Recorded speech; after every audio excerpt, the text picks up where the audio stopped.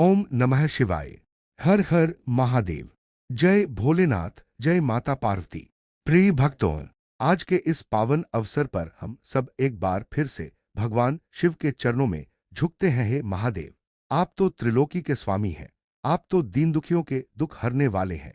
आप तो भोले भाले भक्तों की हर छोटी बड़ी इच्छा पूरी करने वाले हैं। आज हम आपकी कृपा पाने के लिए इकट्ठा हुए हैं। दोस्तों, जीवन में बहुत से सुख होते हैं, धन, यश, स्वास्थ्य, लेकिन सबसे बड़ा सुख होता है औलाद का सुख। माता पिता के लिए अपने बच्चे का मुस्कुराता चेहरा देखना, उसके छोटे छोटे कदमों की आहट सुनना, उसके भविष्य की चिंता करना, ये सब कुछ उनके जीवन का केंद्र होता है। लेकिन कई बार किस्मत ऐसी खेल जाती है कि संतान नहीं होती, या संतान होती है तो उस पर कोई ना कोई कष्ट लगा रहता है। बीमारी, दुर्घटना, अशांति या भाग्य के कोई अदृश्य बंधन। माता पिता रात रात भर जागते हैं, आंसू बहाते हैं, मंदिर मस्जिद गुरुद्वारे दौड़ते हैं, लेकिन राह नहीं मिलती। दिल टूट जाता है जब कोई कहता है बिना औलाद के घर सूना है, या बच्चे पर क्या साया है जो हर बार संकट आ जाता है। लेकिन सुनिए, आज हम आपको एक ऐसी कथा सुनाने जा रहे हैं जिसे श्रद्धा से सुनने मात्र से भगवान शिव प्रसन्न हो जाते हैं और औलाद के सारे दुख, सारी बाधाएं, सारे पिछले जन्मों के दोष समाप्त हो जाते हैं। हाँ, आपने सही सुना। केवल भगवान शिव की कथा सुनने से, उनकी महिमा को समझने से, उनकी भक्ति में डूबने से संतान सुख में आने वाली हर बाधा दूर हो जाती है। माता पिता की निश्चल प्रार्थना और शिव कथा का प्रभाव इतना शक्तिशाली है कि यह न सिर्फ वर्तमान के कष्ट मिटाता है, बल्कि आने वाली पीढ़ी के भाग्य को भी बदल देता है। क्योंकि भोलेनाथ तो परीक्षा लेते हैं, लेकिन जब भक्त की भक्ति सच्ची होती है तो वे स्वयं प्रकट होकर वरदान देते हैं। उन्होंने रावण को वरदान दिया, मार्कंडे को मृत्यु से बचाया, गणेश को जन्म दिया। तो क्या आपके हमारे जैसे साधारण भक्तों की प्रार्थना नहीं सुनेंगे? आज की इस कथा में हम आपको बताएंगे एक ऐसे ब्राह्मण दंपति की कहानी जिन्हें संतान का सुख नहीं मिल रहा था। उन्होंने कैसे घोर तपस्या की, कैसे हर सोमवार व्रत रखा, कैसे रात रात भर शिव कथा सुनी, और आखिरकार भगवान शिव और माता पार्वती साक्षात उनके सामने कैसे प्रकट हुए। आप जानेंगे कि माता पिता की एक सच्ची भक्ति कैसे उनके बच्चे के पिछले जन्मों के कर्मों को भी बदल सकती है। तो प्रिय भक्तों, अब आंखें बंद कर लीजिए, मन को शांत कीजिए और भगवान शिव का नाम लेते हुए इस कथा को सुनिए। जो भी इस कथा को आज पूरे मन से सुनेंगे, उनके घर में औलाद का कोई भी दुख, चाहे संतान न होना हो, संतान पर बीमारी हो, या कोई अदृश्य संकट, वह आज ही समाप्त हो जाएगा। भोलेनाथ की जय हो। ओम नमः शिवाय। ओम नमः शिवाय। ओम नमः शिवाय। हर हर महादेव। भगवान शिव की असीम कृपा, औलाद के सारे दुखों का अंत। बहुत प्राचीन काल की बात है। काशी के पास एक छोटा सा पवित्र गांव था जिसका नाम था शिवपुरी। वहां एक ब्राह्मण दंपति रहता था, सोमदत्त और उनकी पत्नी सुमति।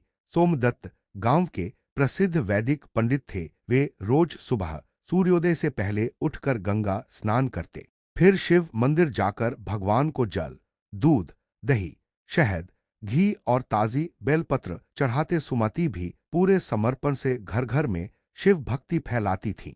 दोनों का जीवन सुखी था, पर एक बड़ा खालीपन उनके जीवन में था। उन्हें कोई संतान नहीं हुई थी। विवाह को 25 वर्ष बीत चुके थे। आस पड़ोस की स्त्रियां सुमति को देखकर ताने मारती, बिना औलाद के यह जीवन क्या जीवन है। घर सूना पड़ा है, दीपक जलाने वाला भी नहीं।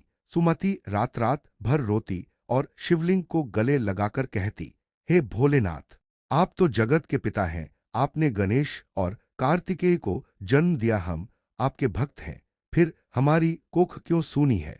क्या हमने कोई बड़ा पाप किया है? सोमदत्त अपनी पत्नी को समझाते, रो मत प्रिय, भगवान शिव तो परीक्षा ले रहे हैं। हमारी भक्ति और भी निश्चल होनी चाहिए।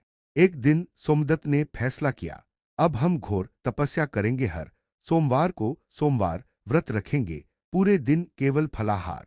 शाम को शिव मंदिर में कथा सुनेंगे और रात भर जागकर ओम नमः शिवाय का जाप करेंगे। दोनों ने यह व्रत शुरू कर दिया। सुमति शिवलिंग पर दूध चढ़ाती और प्रार्थना करती, महादेव, अगर संतान नहीं देनी है तो मुझे शक्ति दो कि मैं दूसरों के बच्चों को अपना समझकर पाल सकूं, लेकिन इस सूनी कोख का दर्द अब सहन नहीं होता।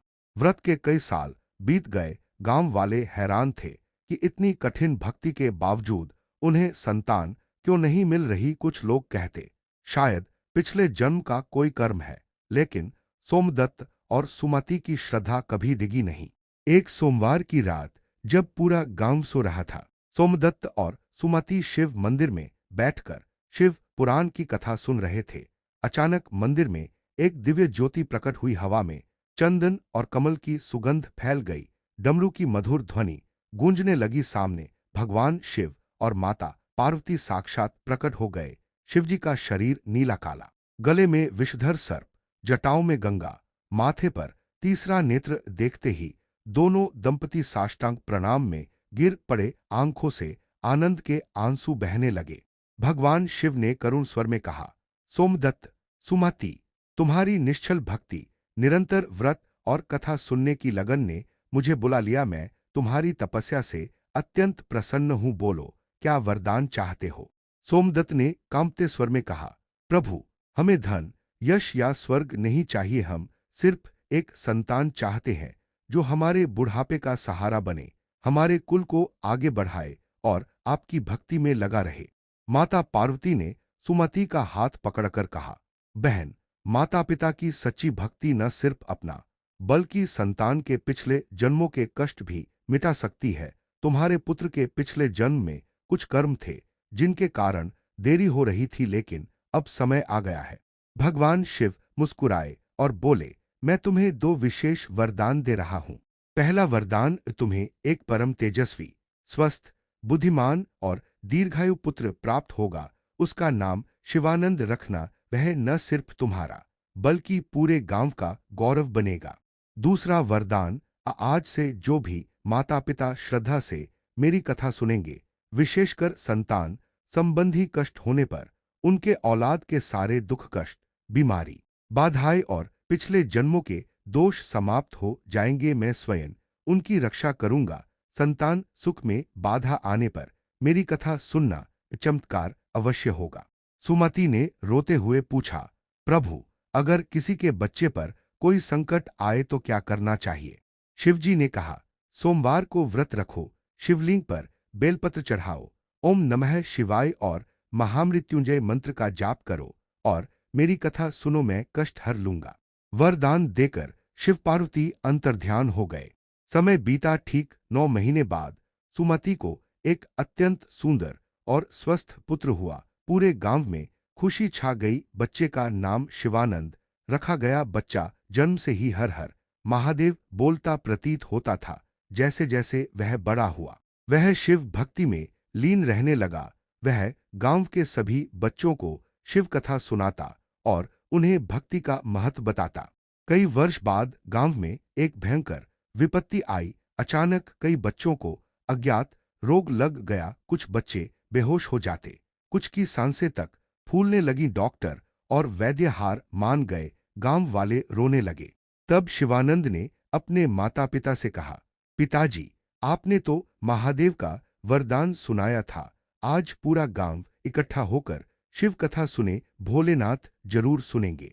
पूरे गांव ने एक सोमवार की रात शिव मंदिर में जुटकर शिव पुराण की कथा सुनी। लोग रो रो कर प्रार्थना कर रहे थे। रात भर ओम नमः शिवाय और महामृत्युंजय मंत्र का जाप चला।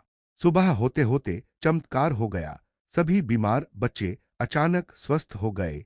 उनकी आंखें खुली, वे मुस्कुराने लगे। गांव वाले हैरान थे। उन्होंने सोमदत्त से पूछा, यह कैसे हुआ? सोमदत्त ने कहा, यह भगवान शिव की कृपा है। माता पिता की भक्ति और शिव कथा का प्रभाव संतान के भाग्य को बदल देता है। जो भी इस कथा को श्रद्धा से सुनता है, उसके परिवार में औलाद के सारे दुख दूर हो जाते हैं। कथा का मुख्य संदेश, भगवान शिव बहुत जल्दी प्रसन्न हो जाते हैं। बस भक्ति निश्चल होनी चाहिए। संतान सुख न मिलने या संतान पर कोई कष्ट आने पर सोमवार व्रत, शिव कथा सुनना और महामृत्युंजय मंत्र जपना अत्यंत प्रभावशाली है। माता पिता की सच्ची प्रार्थना न सिर्फ अपने बच्चे का बल्कि पूरे परिवार का भला कर सकती है। शिव कथा सुनने मात्र से पिछले जन्मों के दोष और वर्तमान के संकट मिट जाते हैं। जपने योग्य मंत्र। ओम नमः शिवाय। ओम त्र्यंबकं यजामहे सुगंधि पुष्टिवर्धनम उर्वारुकमिव बंधनान मृत्योर्मुक्षी मामृतात् महामृत्युंजय मंत्र। अगर आप इस कथा को घर में सुनाना चाहें तो हर सोमवार शाम को परिवार सहित बैठकर पढ़ें या सुने। भोलेनाथ अवश्य सुनेंगे और कृपा करेंगे। हर हर महादेव। ओम नमः शिवाय। प्रिय भक्तों, इस प्रकार भगवान शिव ने अपनी असीम कृपा से सोमदत्त और सुमति के सूने घर को रोशनी से भर दिया। उनकी आंखों के आंसू पोंछ दिए और उनके सूने आंगन में एक नन्हा शिवानंद खिल उठा। हे भोलेनाथ, आप तो दयालु हैं, आप तो भक्तों के दर्द को समझते हैं। जब माता पिता रात रात भर जागकर रोते हैं, जब कोई माँ अपनी कोख को थपथ पाकर कहती है, बेटा आ जा, मैं तेरा इंतजार कर रही हूं, जब कोई पिता अपने खाली हाथों को देखकर सिसकता है, तब आप चुपके से आकर सब कुछ ठीक कर देते हैं। आज इस कथा को सुनते हुए मेरे मन में भी वो दर्द उभर आया जो हर उस माता पिता के दिल में होता है जिन्हें संतान का सुख नहीं मिल पाता। कितने आंसू, कितनी प्रार्थनाएं, कितनी रातें बिना नींद के, लेकिन आज भोलेनाथ ने बता दिया, माता पिता की सच्ची भक्ति कभी व्यर्थ नहीं जाती। एक सच्चा आंसू, एक सच्ची कथा, एक सच्चा जाप और महादेव स्वयं प्रकट हो जाते हैं। जो भी इस कथा को आंखें बंद करके मन में शिव का नाम लेते हुए सुना है, उसके घर में आज से औलाद का हर दुख मिट जाएगा। जो माँ बाप सालों से संतान की आस में तड़प रहे हैं, उनकी गोद जल्द ही भर जाएगी। जिन बच्चों पर कोई बीमारी, कोई संकट, कोई अदृश्य बंधन है, वो सब आज भोलेनाथ के त्रिशूल से कट जाएगा। रो मत माँ, रो मत पिताजी, भोलेनाथ सब देख रहे हैं। वे तो परीक्षा लेते हैं, लेकिन जब भक्ति सच्ची होती है तो वे खुद आकर गले लगाते हैं। आज से हर सोमवार उनकी कथा सुनना, बेलपत्र चढ़ाना, ओम नमः शिवाय जपना और विश्वास रखना। शिव कथा सुनने मात्र से औलाद के सारे दुख समाप्त हो जाते हैं। मेरी आंखें भी नम हो रही है, क्योंकि मैं जानता हूं कितने भक्त इस वक्त इस कथा को सुनकर रो रहे होंगे। लेकिन ये आंसू खुशी के हैं, आस्था के हैं, भक्ति के हैं। अंत में हम सब मिलकर दिल से पुकारे, ओम नमः शिवाय, ओम नमः शिवाय, ओम नमः शिवाय। हर हर महादेव। जय भोलेनाथ, जय माता पार्वती। हे शिव, आपकी कृपा इन सब भक्तों पर बनी रहे। हर घर में हंसी खुशी छा जाए, हर माँ की गोद भर जाए, हर बच्चा स्वस्थ और भक्तिमान हो। धन्यवाद प्रिय भक्तों। इस कथा को अपने परिवार में उन माता पिता तक जरूर पहुंचाए जो आज भी दुख झेल रहे हैं। एक शेयर, एक कमेंट, हर हर महादेव, आपकी भक्ति और बढ़ जाएगी। शिव की कृपा आप सबके परिवार पर सदैव बनी रहे। आपके आंसू हमेशा खुशी के हों। हर हर महादेव। अभिवादन। ओम नमः शिवाय।